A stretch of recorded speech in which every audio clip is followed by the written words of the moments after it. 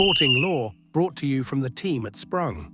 Hey sports fans, this is Lawrence with another episode of Sporting Law. The date was April 30th, 1993. The Rothenbaum Tennis Centre in Hamburg, Germany was packed with fans eager to catch a quarter-final match between Monica Seles and Magdalena Malieva.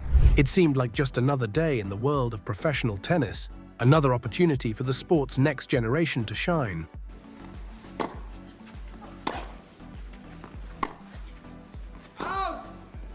But, as history would soon show, that afternoon was anything but ordinary. Monica Seles, just 19 years old, was already rewriting the rules of the game.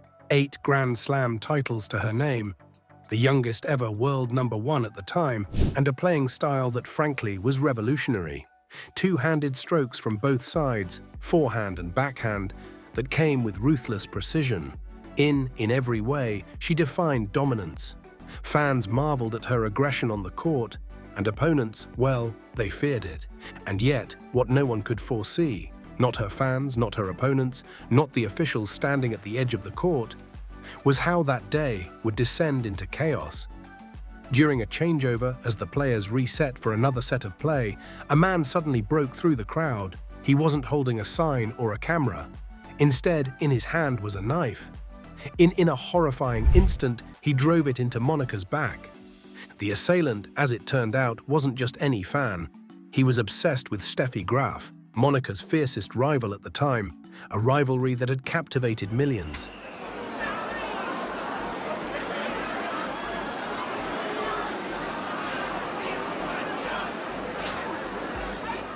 But for him, Monica's success wasn't inspiring. It was personal. This deranged act, fueled by twisted loyalty, left not just Seles but the entire world of tennis reeling. The attack lasted mere seconds. Seconds. That's all it took for shock and disbelief to ripple across the stands and beyond.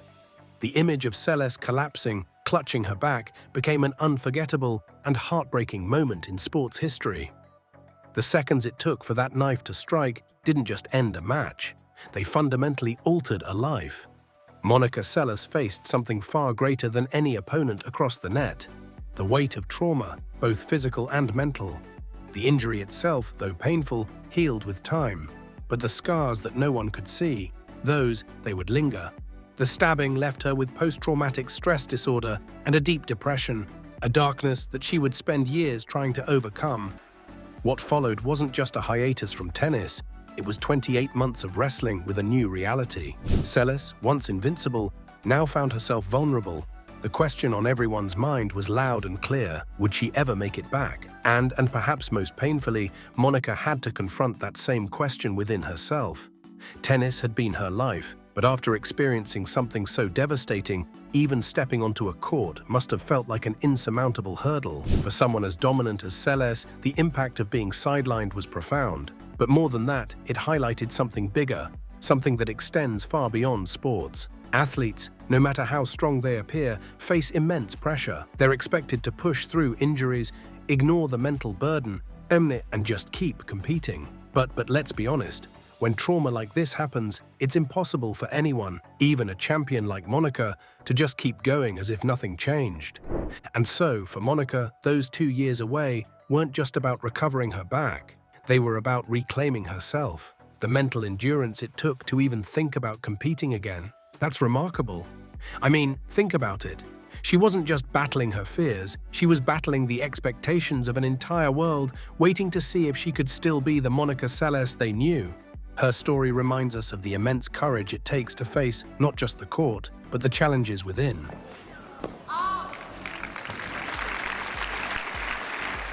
For Monica, the fight wasn't just about getting back to tennis. It was about proving to herself that despite everything, she wasn't finished. For Monica Seles, the road back to tennis wasn't just steep, it was almost unimaginable.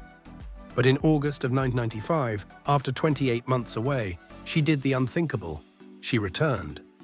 It happened at the Canadian Open, and when she stepped onto the court, the tennis world held its breath.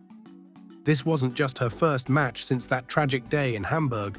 It was a moment years in the making, fueled by resilience and unrelenting determination. Her performance? Remarkable.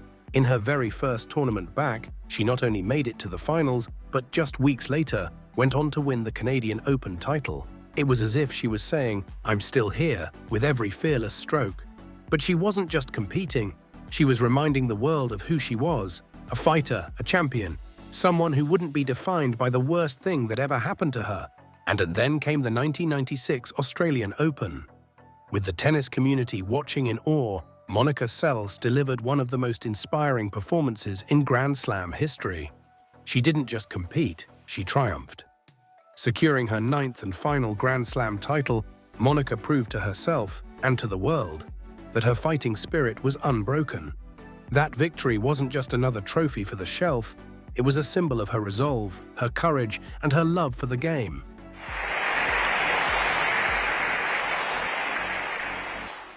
Now sure, Monica Seles never quite regained the absolute dominance she once had.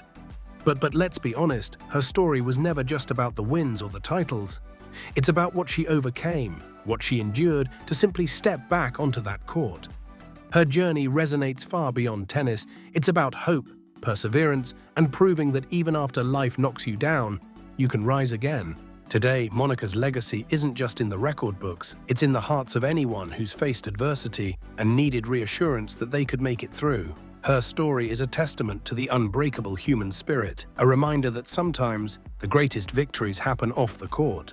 And that's all for today's episode of Sporting Law. Monica Seles' journey from tragedy to triumph is, without a doubt, one of the most inspiring stories in sports history. I'm Lawrence. Thanks for joining me, and I'll see you next time.